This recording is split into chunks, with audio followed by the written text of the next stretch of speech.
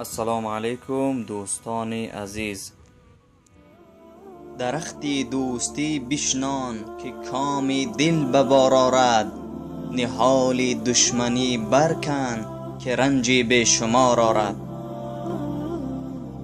دوستان عزیز و مهربان ما، در حق یتیمان دعای خیر کردن را فراموش نکنید.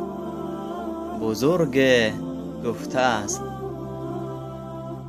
هر که خنداند یتیمی خسته را، باز یابد جنتی در بسته را. خدا حافظ دوستان عزیز و مهربان ما. خدای مهربان در برابر یتیمان همه ما را از رحمت خویش بی نصیب نگردان و در زندگی سربلند و کامیابمان گردان.